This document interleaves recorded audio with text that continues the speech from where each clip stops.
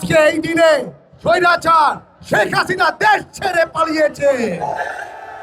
যেই স্বৈরাচারের মাধ্যমে আমাদের ছোট ছোট বাচ্চারা, ইভেন আমাদের দলের অনেকে শহীদ হয়েছে।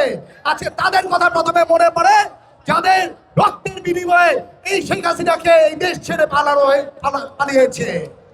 আজকে এই নেতৃত্ব সবচেয়ে বেশি কে অগ্রণী ভূমিকা রেখেছিল?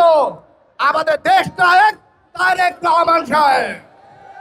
উনি বাইরের থেকে আমাদের থেকে বলেছে যে তোমরা জান নিয়ে বেরোতে আসবে না যতক্ষণ পর্যন্ত শেখ হাসিনা এই দেশ ছেড়ে না পালিয়ে যায়।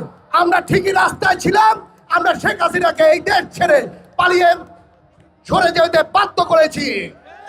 যার নেতৃত্বে 17 বছর আমরা ছিলাম, আমাদের দেশ নেত্রী বেগম খালেদা জিয়াকে, যিনি যার জান দিয়ে এই দেশকে একত্রে করে, আমাদের দলকে একত্রে করে রেখেছে, এই দেশের মাতৃভূমিকে ধরে রেখেছে।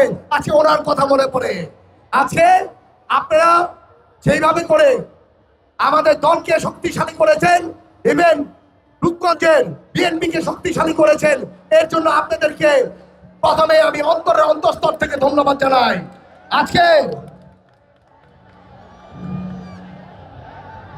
আজকে আমরা একটা ঐতিহাসিক বিজয় র্যালি বের করব, যে বিজয় র্যালির মাধ্যমে সারা বাংলাদেশের সবাই দেখবে যে বাংলাদেশের সবচেয়ে ঐক্যবদ্ধ ওয়েতে আমরা বিএনপি আছি, সবচেয়ে সুন্দর ওয়েতে বিএনপি আমরা কিভাবে কাজ করি, এই জিনিসটা ইনশাল্লাহ দেখিয়ে ছাড়বো।